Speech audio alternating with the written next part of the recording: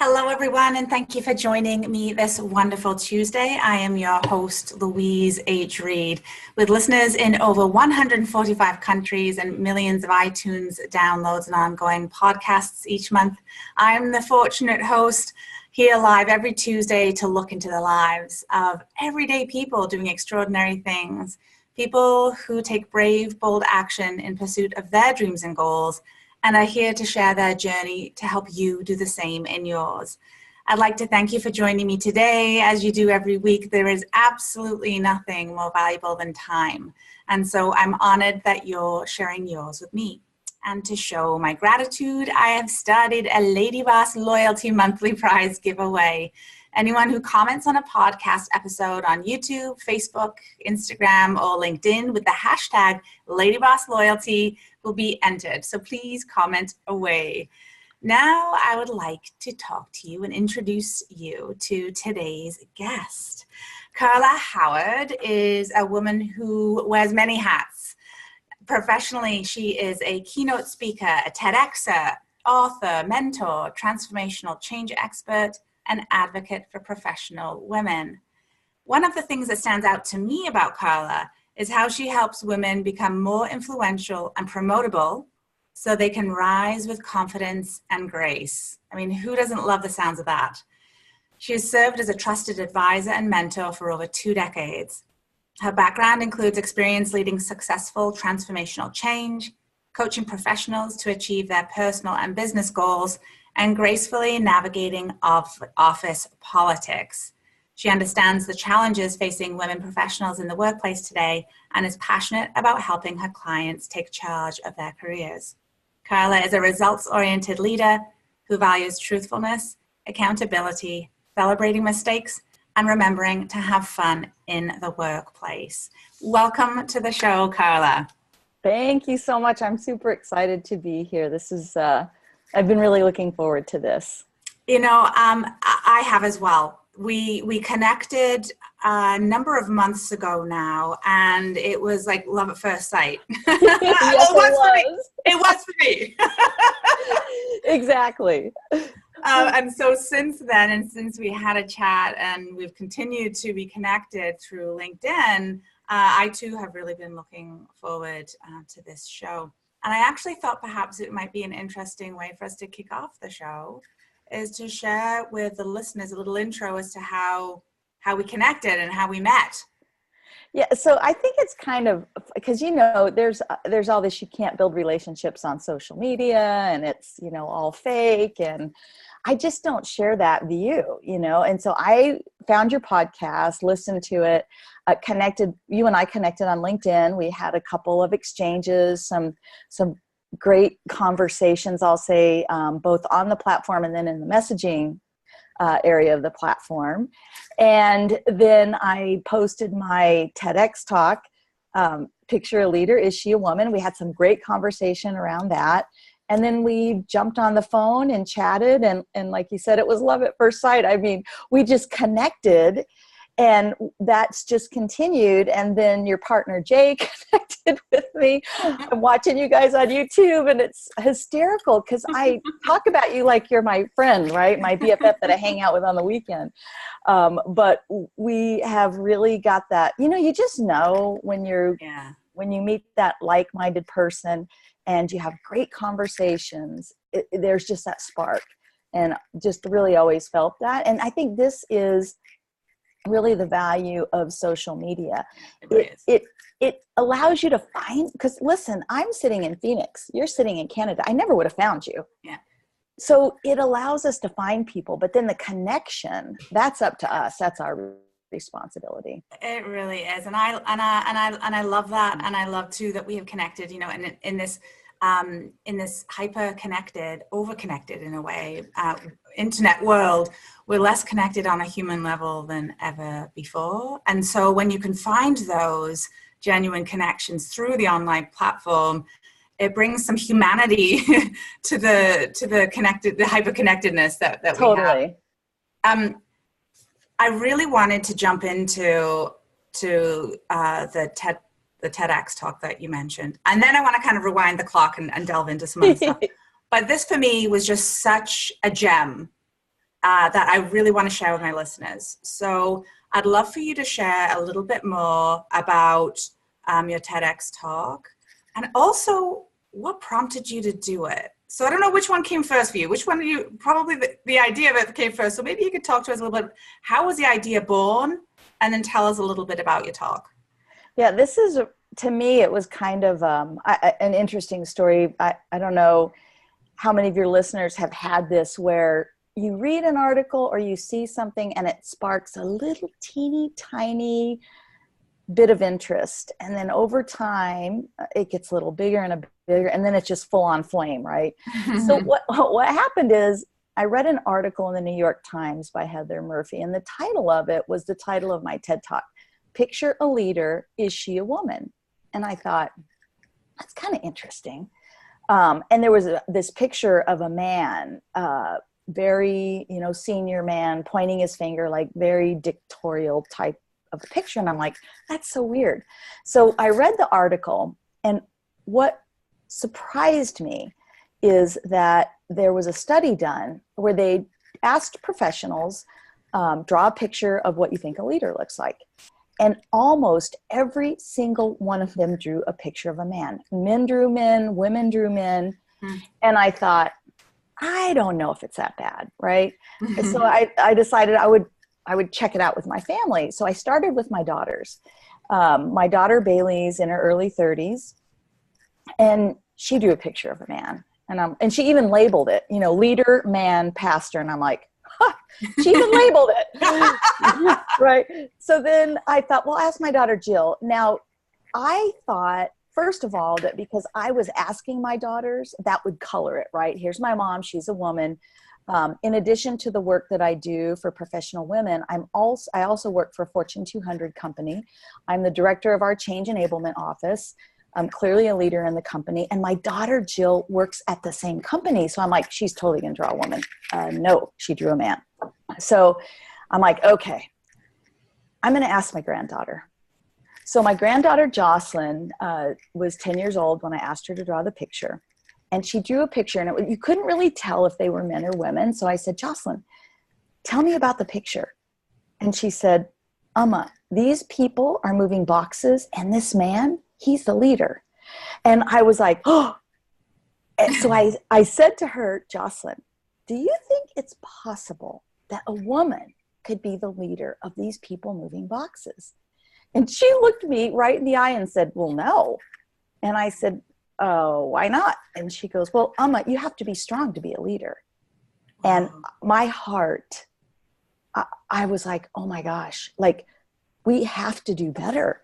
And it sparked this, I don't know, this burning in me to say, oh my gosh, the key to this is conversation, right? So I had great conversations with my daughter. I had great conversation with both my daughters. I had great conversation with Jocelyn. And I thought, how can I get this out here? So I, looked, and I'm like, TEDx, let me see if I can, get a TEDx talk. I saw that the TEDx women in Austin, Texas applied and was accepted, and went down and gave the talk. And the coolest thing that has happened since I gave the talk is people send me pictures that their children draw. And some of them, you're just like, oh my gosh, and people will tell me over and over and over again, the picture was interesting. What was so valuable to me was the conversation that we had afterwards. So like, I have a woman that I work with in the UK, and she had her daughter draw a picture. And she said, I was so excited at first because she drew a picture of me. And I'm like, oh, that's so cool. But then, it was her son, sorry. But then her son followed up with, but women can't do everything men can do. Wow. Yeah. And she was like, oh, let's talk about that, right? So the pictures are beyond interesting, but the stunning thing is really what happens when we talk with our children after the picture. So I am just amazed. I've heard you share that story a couple of times, and it's every time I hear it, I'm just as amazed and moved and traumatized and excited, just as much as the first time I heard it. I think I take a little different piece away each time somehow. I too was inspired after you shared this with me to ask 2 of my 4 boys to do this.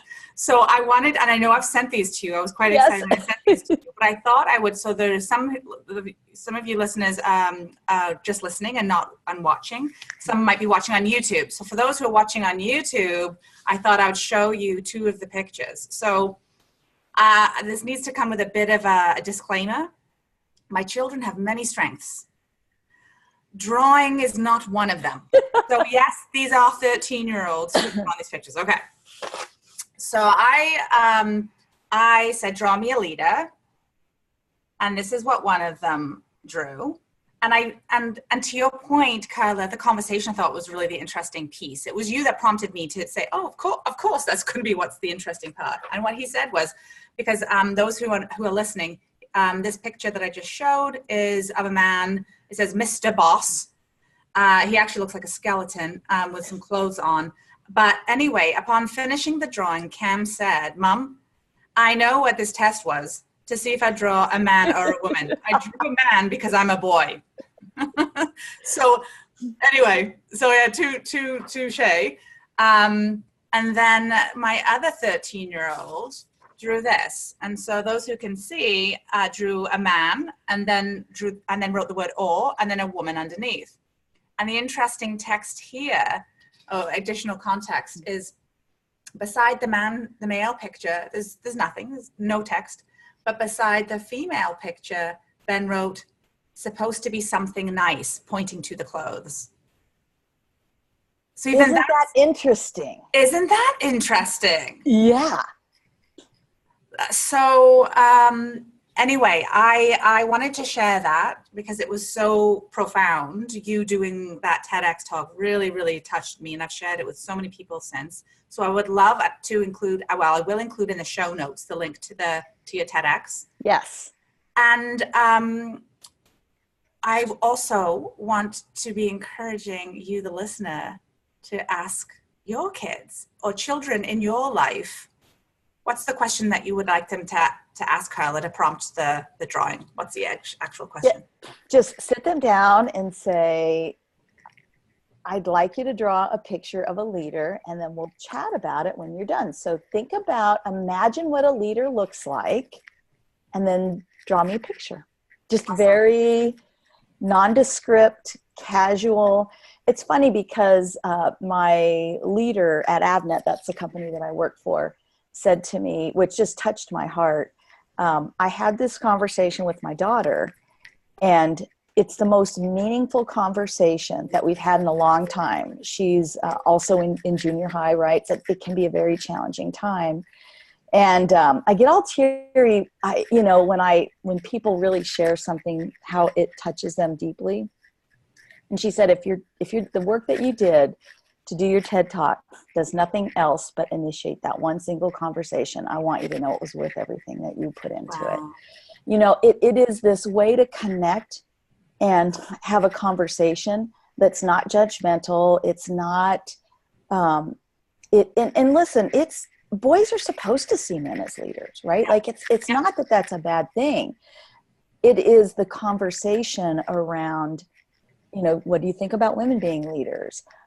Who else can be a leader, right?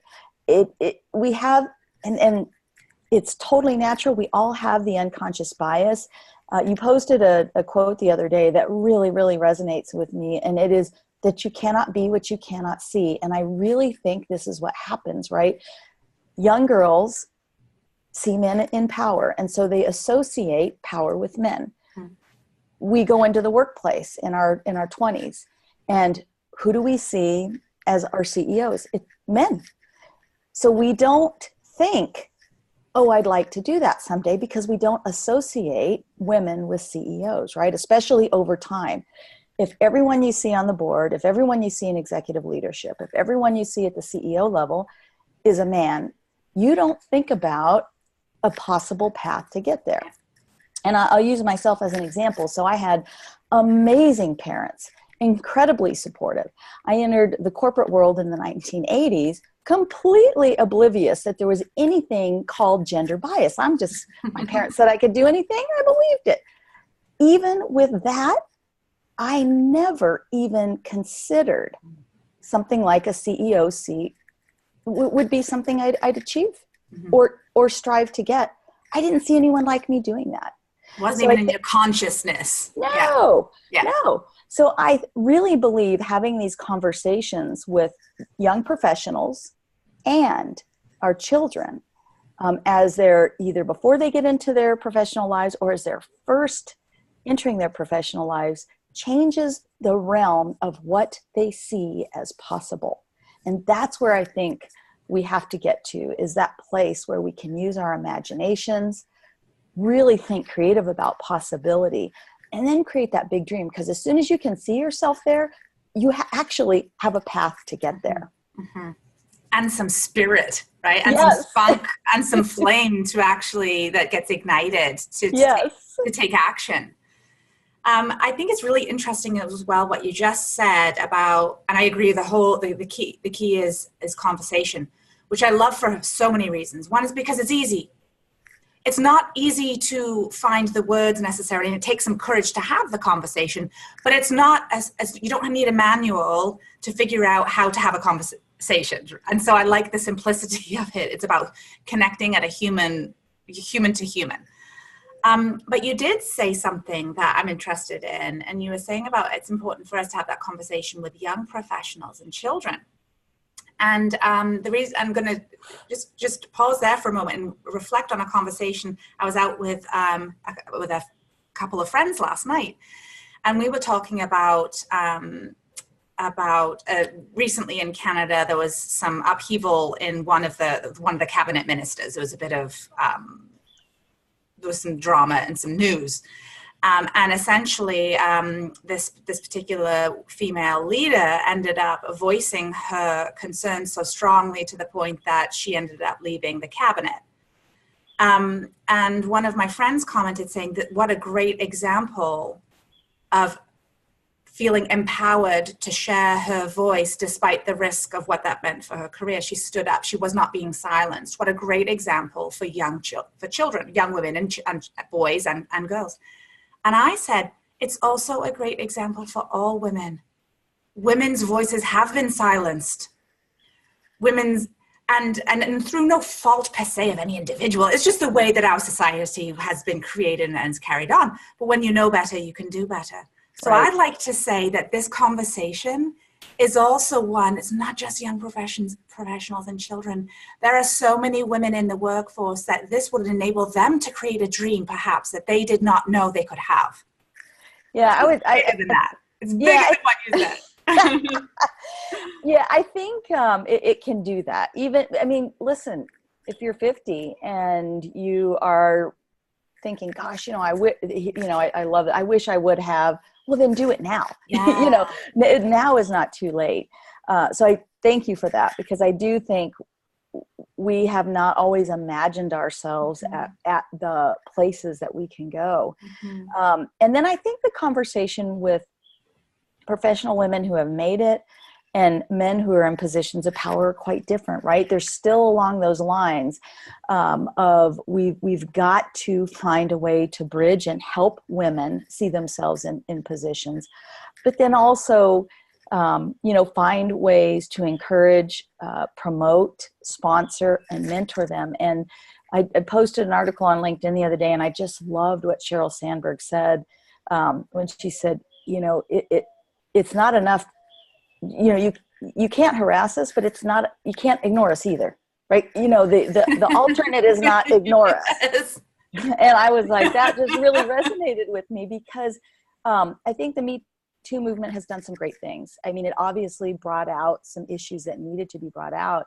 On the flip side of that, the statistics are really alarming. Men are much less likely to mentor women, to meet with them behind closed doors, to have transparent conversations with them, because of the Me Too movement, because they're afraid. And now I think some of that is true fear, right? I really don't want to end up in HR over an innocent comment. Mm-hmm. And I think some of it is a shield to say, I'll show you, or just won't participate. I think that percentage is fairly small, though. There are a lot of great men out there who want to mentor women and want to help them. And there's some very simple things they can do in order to keep themselves feeling secure and safe, because that's important too, and helping women to make progress in their careers. And, we need men to help us solve this problem. We cannot do it alone. I mean, they are in the position of making decisions, and they are the ones that they understand the politics. They've been there, and they can share and guide us. I've been super fortunate to have amazing men provide that for me, and it makes all the difference in our careers. And so I think there's just a lot of conversations to be had, and some really healthy and thoughtful ways that we can make progress together it's not, helping one and hurting the other. It's not like, okay, if I give here, if there's a get on this side, there's got to be a give on the other side. We rise together, whether it's a group of women or a corporation rising with both genders. I think that in and of itself is a conversation that is a safe place to start, because then it's not pointing fingers, because we do have the business landscape is about winners and losers. It is about beating the competition. It is about being number one.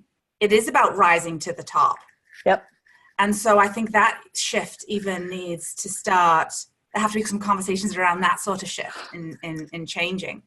You mentioned a couple of times that there are some strategies and tips and things that can work to help support men mentoring and sponsoring women while still then being able to feel safe, secure. Are there a few things that you could share more specifically because I know I've got some listeners who will be sitting on the edge of their seat wondering, what are those things? Because I am that man. I am that man. Well, there's a couple of things. I'll recommend a book. So I just read a book. I'm on this crazy mission to read 100 books this year, and it ends the end of the end of June. And I'm on book number 93, so I'm going to make it. But one of the books that I read was Athena Rising, and it was written by men for men on how to mentor women. It is chock full of tips, and I'll share with you a few of the things they recommend in the book. One of them is you have to manage your two relationships, your relationship with the woman and the perception of the relationship within the organization. And this is especially difficult for senior men who are mentoring young, new professional women because of the appearance of a sexual relationship or some kind of an attraction. And they do have to be careful, right? That's an absolute truth. So a couple of things they can do to combat that are mentor more than one woman, right? Make it clear that they are working to help end the gender diversity by choosing to mentor women. When they do their mentoring, be very transparent and open about it. Leave the office door open. When you are doing off-site mentoring, make it a lunch instead of a dinner. Because if you end up sitting at a restaurant and you're having dinner and a glass of wine and someone walks in, the perception's very different when it's a man and a woman than when it's two men. The other thing is to mentor both genders the same. So if you decide to only do lunch meetings with women, only do lunch meetings with men. And there's also some great advice in there around bringing your significant other into this, right? So saying, hey, listen, I've decided that, I'm going to help with the gender diversity. And I've chosen these two women to mentor, and here's a little bit about them. And just keep that open with your wife or your partner as well, so that you don't have that pressure at home. Another thing that helps men mentor women. Now, I'm torn on this one because I am not a fan of formal mentoring programs. I just think the natural connection and that, finding the right mentor and that balance is typically much more productive when it's not a formal program. However, where you're really working on gender diversity, having a formal program takes away the stigma of what is really going on in that relationship. Right. And another thing that can help is, I love this idea. It was done in Harvard, where they had what they called a man ambassador program. Mm-hmm. And it is a group of men who are dedicated to gender equality. And they do some very specific things. Like they decide within their group, how are we going to act as a body to make sure that we are being fair and equitable and that our company is behaving equitably. So they do things like they decide together, they pledge, we're not going to sit on panels when we're asked externally if there's not a woman on the panel. You know, here are the things that we're going to do to promote gender diversity. So those are just a few ideas of how men can safely engage in a mentoring relationship with a woman and create a corporate culture so that it's well understood. This is what we're doing. This is what we're dedicated to. And this is what you're going to see from the senior men in our company. So I would offer those as a start, and then strongly recommend that if there are men listening who are interested, to run out and purchase Athena Rising. It's like any book, right? You're going to read some things and be like, yeah, that kind of doesn't work for me. Yeah. But it is chock full of tips that I think will help you as you navigate those kind of tricky waters. Thank you so much for all of that. I've got that now on my list of books to read. I have made a vow to myself that I'm not allowed to buy another book until I've read the multitude of books that sit on my shelf. And so I will add that to my list. Amazing tips that you've just provided. And again, like at the beginning of our conversation, you mentioned the key to this is conversation. And that really is a lot of the tips that you just offered, much more tangible and specific, but they still all revolve around conversation. And so if this is not as hard as we make it out to be. And so thank you for sort of making that much more understood, that the steps that individuals can take make it much more easily implementable. I think it also, for women who are listening, it can also help them perhaps approach someone that they would like to be a mentor, but perhaps they have been afraid themselves, wondering, but it's a man, what will people think? This could be a way to engage in that conversation, that you've put some thought into how you can create that relationship with this particular individual and share that with them, so it's a sort of a safe place and is productive. I hadn't thought about that angle, Louise, but that is absolutely true. So I think if there are women listening who think, I'd really, there's this strong male leader and I'd really love to get mentoring and I don't know how to approach it, if they read that book and kind of reverse engineer it to say, how could I set up a framework to say, hey, listen, this is, what I would like. That way you're going forward from the get-go with a framework to make it safe. And I'm a big fan of not hiding the emotion that we have, simply saying to a senior leader, listen, I know this can be dicey for you. I've read a ton of articles and seen men talking on social media and in group settings how the Me Too movement makes them concerned about mentoring women. And I'd love to talk about a framework that would keep you safe and comfortable and allow me to grow in the way that I need to grow. I mean, what's more beautiful and empowering than just going in and laying it all on the table and saying, I'm sure we're smart people, you and I'm pretty sure we can come up with a solution to this. Like that's total real talk here, right? And a strong leader seeing that's a sign of leadership, being able to have bring forward that kind of conversation with that kind of context. I mean, wow, who wouldn't want to say yes to that? Yeah, I've had a couple of situations recently where I've had women tear up, in my office. And every single time they apologize. And I'm like, do not apologize for that. This is our emotion. We have to have these conversations. There's no penalty box. There's no, demerits going up on the wall. You're passionate and you care. And that's why you're feeling emotional. So let's talk about it, right? And it's fine to go in and say, I'm a little nervous about this conversation. Yeah. Here's what I'd like to get out of it, but I suspect you've got some concerns here, and here's what I think they are. Can we talk about that? It is so beautiful to just open yourself up and invite the other person to do that too. And then respectfully, you can come up with a solution that's going to work. Well, that's how trust is built. Yes. Trust is built. So let's rewind the clock a little bit, if I may. So Okay. you mentioned, when you still entered the workforce, very confident, obviously had a really great upbringing, very solid in who you were as a person, as an employee, and what you could contribute. But you've managed to get into this leadership role. Tell us a little bit about that journey and some of the people who helped you along the way. So I will say it's been a bit painful at first, right? Because I made so many mistakes. I always joke and tell people, when I get done telling you all the mistakes I've made, you're going to be like, I don't know why I should be listening to her. She's there. But yes, I've made them all. It was hard. I fell into the common traps in the beginning by thinking I would just work really, really hard, right? And just outwork everybody, and that would make me shine. Well, that didn't work. So then I went down this path of, just intense learning, just basically if I could be smarter, right, then I would be successful. Okay, so that didn't really work. I mean, I had success in my job, but I wasn't rising in the leadership ranks. And I really went down this journey of trying to figure out what exactly is holding me back, because I knew in my heart that I was capable.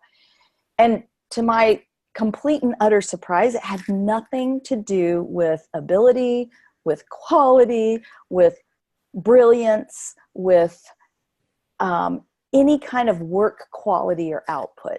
It was all in the connectedness and the relationships. Mm-hmm. And I was not investing there. I was not investing in my network. And I'm going to laugh when I say it because it was debilitating, but it's comical looking back. I over-explained everything. So in effort to show that I was ready, right, I was convincing people that I wasn't ready. Right. Because if you were to ask me, Carla, why are you sitting outside on this podcast? If you rewind back 20 years, I would have told you, well, Louise, I got up this morning and I started looking around the house and I was trying to find the right place. Mm-hmm. And I went into my den, and my den's kind of dark. I need to think about how I have lighting in the den. So anyway, then I went in the backyard and I'd go through the whole thing. And then finally I'd tell you how I landed here, instead of saying, it's lovely outside today, and I thought your listeners would enjoy a pretty background. I over-explained everything because I thought in order to be credible, people would have to know that I did my due diligence, right? And so I had to really learn a hard lesson not to do that. And then I did not understand office politics at all. How to navigate that, how to pay attention to that, the need to understand if I'm trying to make something happen, the absolute urgency of kind of going to the people who are going to be in the room first, understanding what they need out of the situation, like all the groundwork you do that has nothing to do with your analysis. Right. And so I think that was my I don't think I know, that was where I stumbled in the beginning, is I didn't invest in my network, my connections, the political side, and then just being succinct. Answer the dang question. And then follow up with something like, what questions do you have about my proposal? I tell every woman I work with, and I have a couple of signature keynotes, and in every one of them, I'll say, you can answer any question in 1 or 2 concise sentences. And if you're thinking, oh, she doesn't understand my situation, this tip is for you, right? Because that, I will tell you, is what I see hold women back the most. Wow, that's pretty powerful. That's really powerful. And painful when you're in the middle of it. Absolutely. Well, any learning is. Any learning is. Yes. And so thanks for sharing those as well, and just being open enough to share the hard moments, because I think that's really what helps connect us with others as well, is being open and honest enough to share the hard times, but more importantly, how then you got through them. And so I imagine it was alongside others that helped get you through this. So tell us a little bit about that journey. So you identified these, you found these things out, and then what next? Who helped you along the way? Well, I've had great mentors in my life and sponsors. So for me, the difference, a sponsor is the one who's going to promote you behind closed doors, right?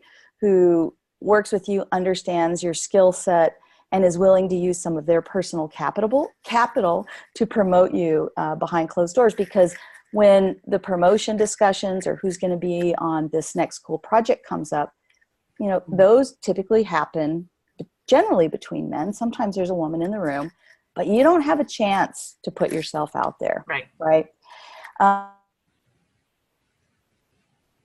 And then really coaches guide you. I have had so many amazing mentors in my life. I always make sure I have at least 2, depending on where I am in my personal journey.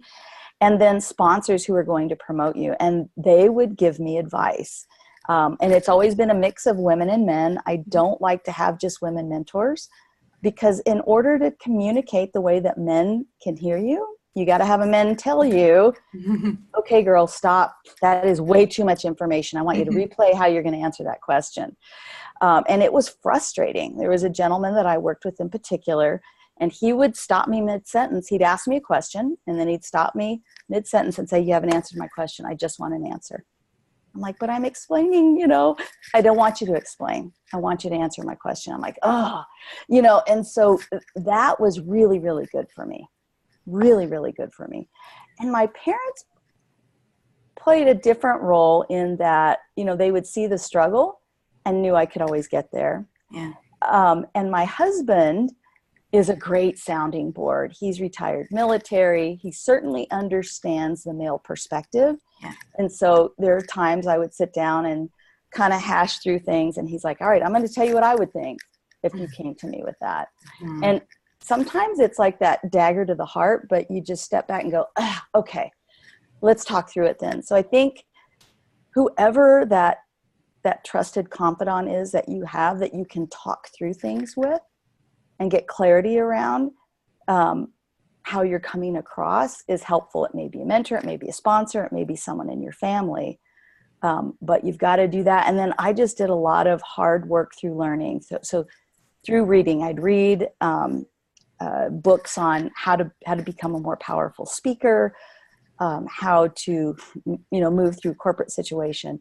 And the big thing that I learned early on is these books full of like 100 things I needed to do, and I could quickly get overwhelmed. And so I would pick 2 things, maybe 3 at the most, work on those for a week or 2, and then come back and pick up the next thing, because you can't change everything at once. It's way too hard.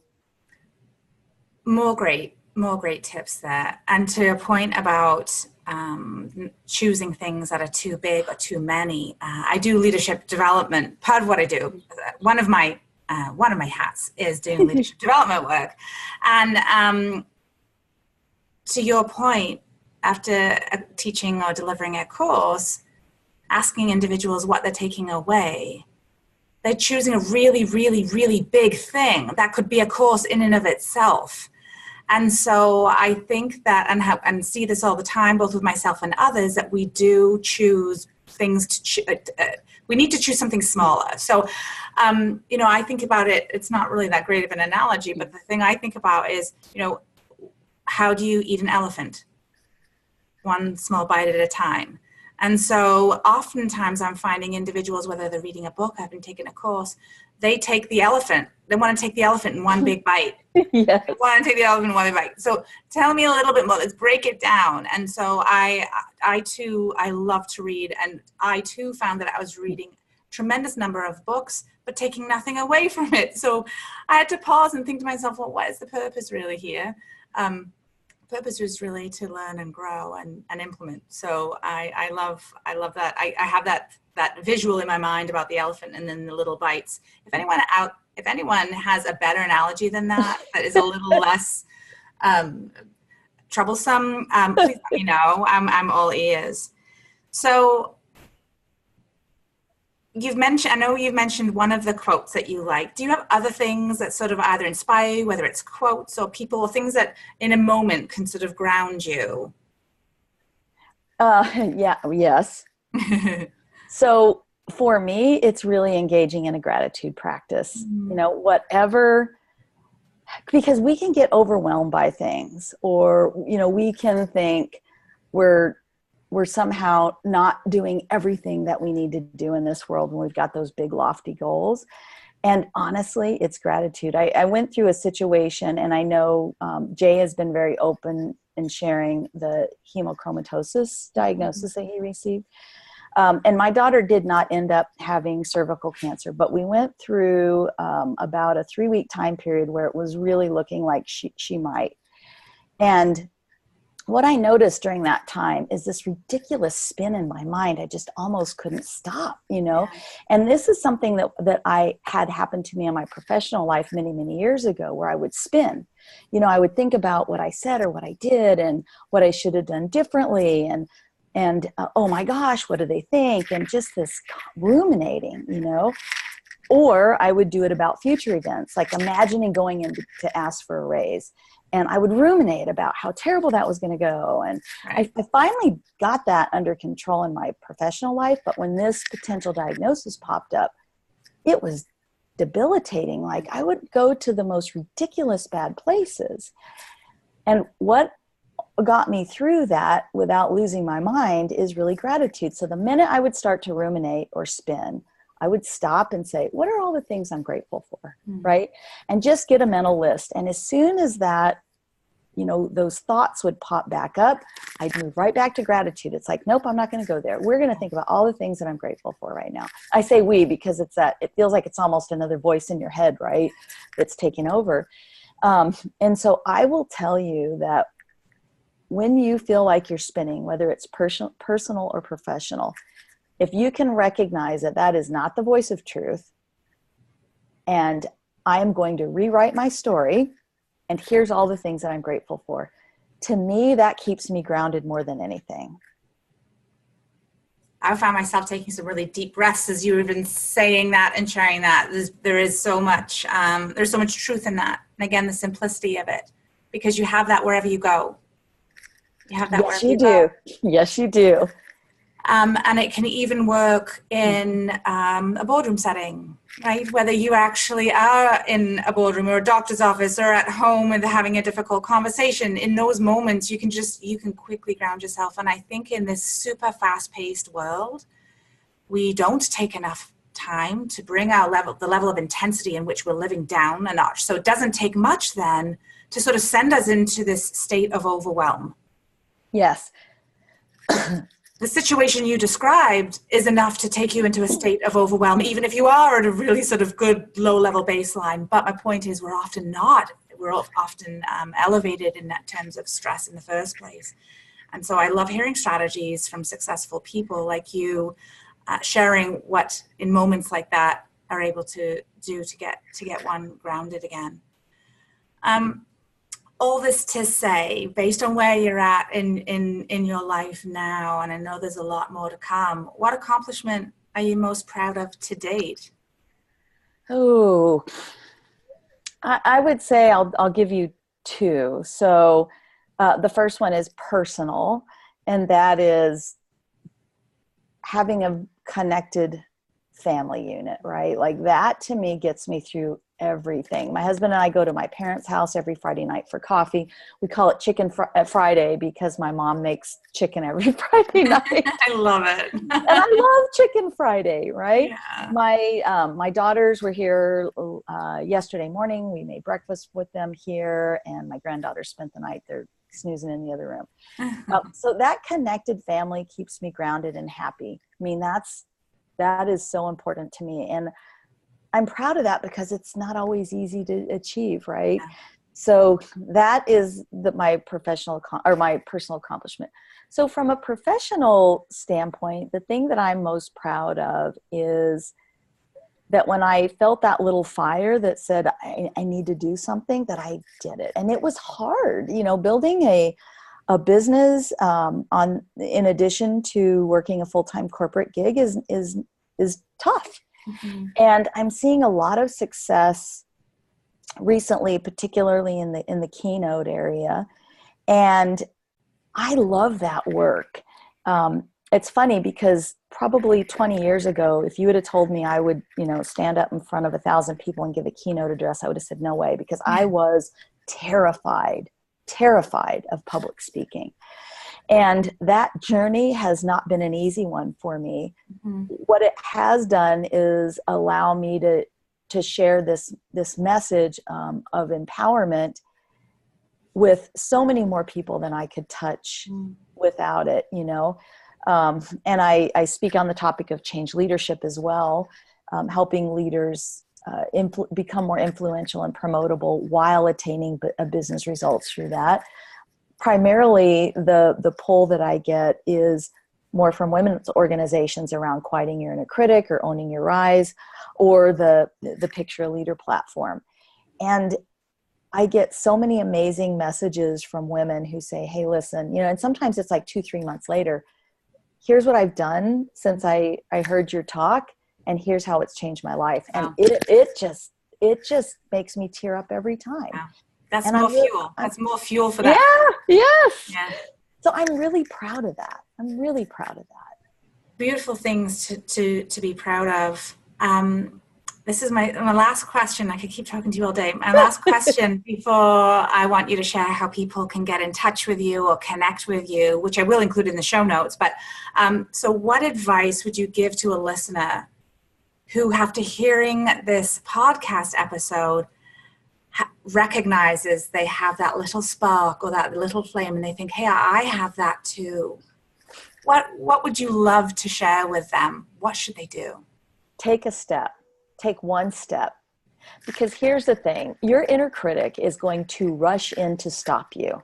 Because anytime you even think about doing something big, bold, brave, exciting, your inner critic's job is to stop you, because your inner critic wants you to stay safe. And one of the most impactful things you can do to quiet your inner critic is take action. Do something. Move forward. Start somewhere and stay in motion. Before you know it, that path will be clear. But don't try to, grab a bucket of water and douse it, because it'll just come back. Take action. I love that. And so how can people reach you, Carla? What's the best way for people to connect with you? The best way to connect with me, my email is Carla. It's long. In retrospect, I might have made my my website shorter, but Carla at theprofessionalwomansmentor.com. Okay. I also have a website, theprofessionalwomansmentor.com. And I'm very active, as you know, on LinkedIn. That's really where our connection began. So if you'll search for me on LinkedIn, I accept every connection request, and just let me know that it was on Louise's show that we met. That will be great, because then we have a foundation to start the conversations and the connections. That is awesome. And that is awesome. And sorry about that phone going. This is live, tape live, no editing. This is what happens. So I will include all of those coordinates in the show notes. So if you're listening and want to get in touch with Carla, please do. She is an absolute gem, and talk about straight talk. I know you will learn a lot from her and all that she shares on social media. And I truly hope that you take the opportunity to connect with her and learn from and alongside Carla. Thank you so much, Carla, for all of what you've shared today, and most importantly, your time, because I know you have your little ones in the house, and so that's a very precious time. So the fact that you shared your time with me is so appreciated.